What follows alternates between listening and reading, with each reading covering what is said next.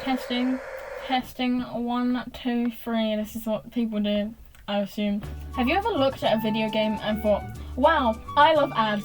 Well, I'll tell you, marketing isn't all about ads, and video games won't be either. As a marketing student, I'm supposed to think about the future, but what is the future going to look like? Well, this series is going to answer that. Hi, I'm Lydia, and this is the future of marketing in the gaming industry. Cue intro, please.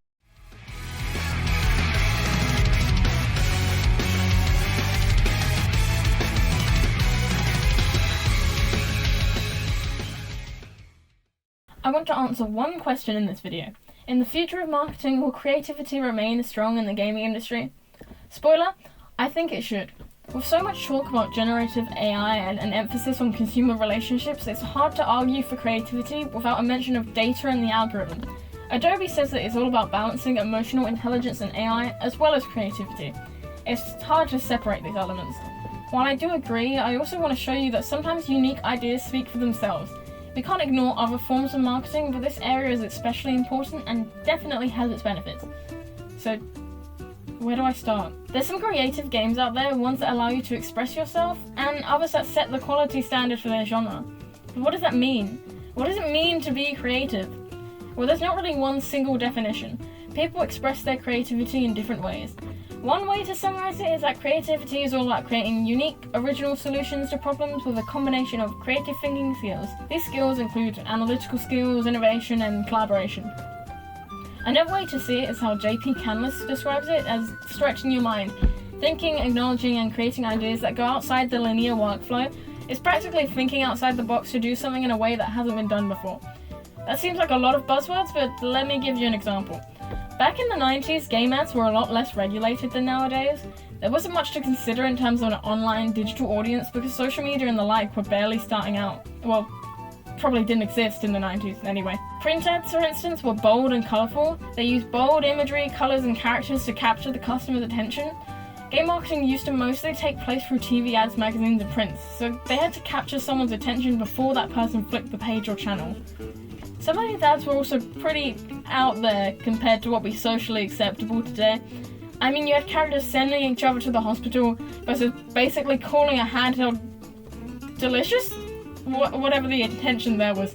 Anyhow, they set the tone that there really were no limits to advertising these games. Some of the most creative campaigns come from companies competing with one another. You probably recognize it as something Coca-Cola and Pepsi have done on social media a few times. For video games, the most notable case of this revolves around the rivalry between Nintendo and Sega. To simply summarize the console war, as it was called, Sega pushed itself into the market by starting a rivalry with one of the biggest industry names. Both brands put up fierce campaigns that pushed how innovative and creative they were, sometimes by shaming the other. It was all about targeting and positioning, showing off the great alternatives they had, and even cutting their prices to be more affordable. This resulted in many competitive ads and bold slogans that would establish a rivalry that is recognizable even today. I mean, you don't see a lot of ads making fun of their competitors in the current day, but these campaigns are good examples of how businesses can combine their unique games with confident strategies. So why do I use this as an example? Because these companies were doing something different. They were doing something to stand out and be memorable. Not only that, but they were consistent with their messaging. They showed that they had something different and that different was good. In the end, both companies succeeded. Sega sold 110,000 more console units than its initial 50,000 target, and captured over half of the market share by 1993, at a point where Nintendo held 90%. They already sold 3.4 million units in the SNES's first year, so even though they lost that share, it never did too much damage. But that's just the start of how creativity has thrived in this industry. As we evolve our marketing, do we still need to be creative? Well, yes, and I'll tell you why it's so important. Not only is gaming a creative medium itself, but there is a very particular problem that companies face. There are so many versions of the same games, same genres, same themes. Now, I know there are going to be differences when you get into these games, but on the surface, what do we see? We just see repeats of the same games. In this age of marketing, many people, like university professor Roland Rust says, it has been argued that the marketing department should give way to a customer department, and that the emphasis should move from marketing products to cultivating customers. Community is a topic we will cover later, but for now, we can focus on how are we going to market products for more than just the product? How do we do more? In this modern age, how do you stand out? Well, there isn't just one answer for that, but I believe it all points to creativity being essential in marketing video games. To start, I'll pose the idea that we don't need loads of money to succeed in marketing, and pushing lots of ads in customer faces is not the future. Let me give an example. Stardew Valley is a farm life simulation role-playing game created in 2016. If you were to think about farm life simulation role-playing games before 2016, you'd find a lot of options. The thing about this game, it had little to no marketing budget. As an indie game, it doesn't have the backing of a studio or series name to push itself.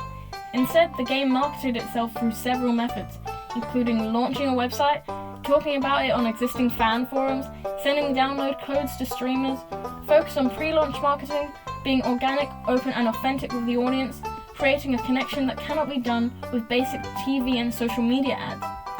It's not important using millions to analyze the data of your customers, finding exactly what they like in a game. It's about showing how special your product is, connecting that game to your audience, standing out by doing things nobody else thought to do. And what happened? Stardew Valley sold 1 million units within 2 months of releasing. As of February 2024, that stands at 30 million. Speaking of things that nobody else really thought to do, if you play video games of the multiplayer genre, you might have heard of K-pop, because combining your game and characters with something unlike them is a way to make them stand out. Let me be more specific. The game League of Legends has over 140 characters playable in an online battle arena. So how did Riot Games, the developers, decide to promote the game in its World Championships? Of course, they didn't run an extensive social media campaign to create revenue. Of course not. Why would you think that? They wanted to make an impact, so they took 4 of their characters, assigned them each a singing voice belonging to real performers, and created a K-pop group. KDA is a virtual girl group created in 2018 with their own set of well-produced songs that you can listen to on Spotify, which you should do because they're really good. Not only did this group successfully promote the League World Championships, but Riot Games was able to sell in-game cosmetics too. The music videos themselves garnered millions of views on YouTube and introduced the game and its characters to people who would have never taken interest before. A similar method they used is through the Netflix series Arcane. While that and KDA are both successful standalone projects, they both have introduced League of Legends to people who may not have heard or played it before. They're fun ways to create awareness without pushing your product too much, bringing the audience in instead of pushing them away. These projects create unique leads acting as ads that don't actually seem like ads. This collaboration ignited something in the industry, resulting in other games taking a similar route. Valorant made songs for their championships too, collaborating with groups like XG and Kids of Life. Overwatch also decided to sell in-game cosmetics during their event with LeSseraphim. League of Legends would later collaborate with more than members of G-Idol, working with EXO and New Jeans. Collaborating with K-pop groups is a fun way to make people aware of your games, opening them to a whole new audience, who may not have thought about playing these games.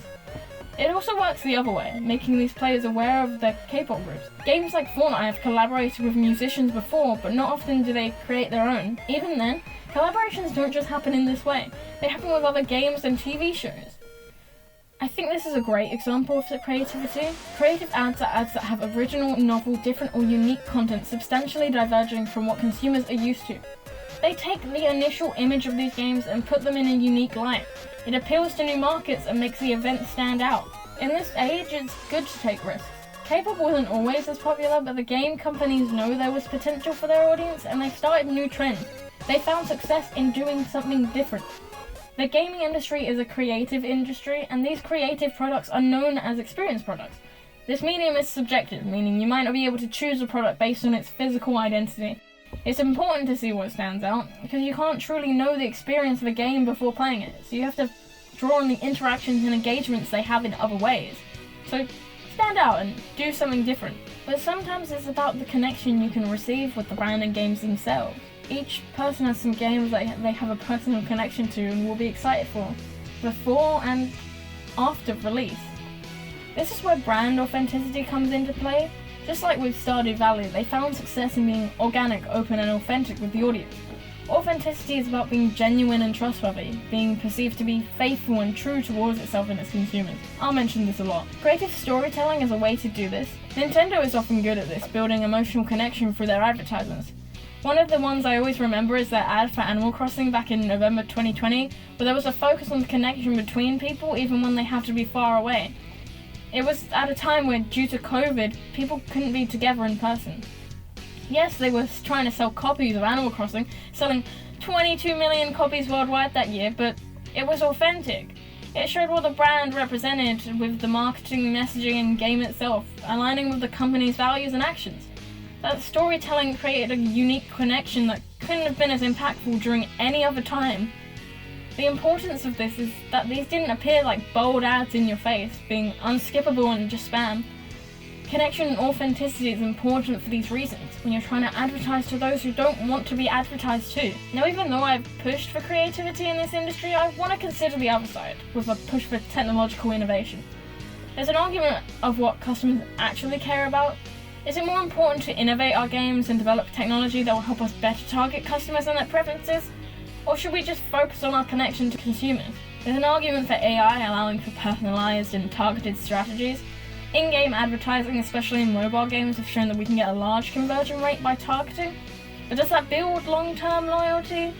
Research from Anzu found that in-game advertising does in fact build brand consideration and identification. People enjoyed seeing their favourite brands in their games. They create loyalty by becoming a part of the game, building long-lasting connections. There was a whole new argument as to whether targeted advertising is becoming less moral in itself. I think there is a place for this type of advertising to certain segmented groups. Businesses do benefit from algorithmic strategies. Customers may dismiss them sometimes, but they help show what customers would like to see. However, we shouldn't downplay the strength of creative industry. Promotions and collaborations may not be the providers of big collections of customer data, but they build a connection that cannot be replicated by a system. I believe that in the gaming industry there will always be a lot of similar properties. The industry isn't really monopolized. There are big players, but indie games show that sometimes budgets and names aren't everything. Companies should be encouraged to innovate, but they shouldn't forget about the power of connection and authenticity. That's what makes ads not seem like ads. So in the future of marketing, will creativity remain strong in the gaming industry? Well, there's always room for creativity in a creative industry. At least I think so. Thank you for watching. Please feel free to leave a comment on something. I'd really like to hear other people's thoughts on this, but I'm gonna go play a game, move something up. Goodbye!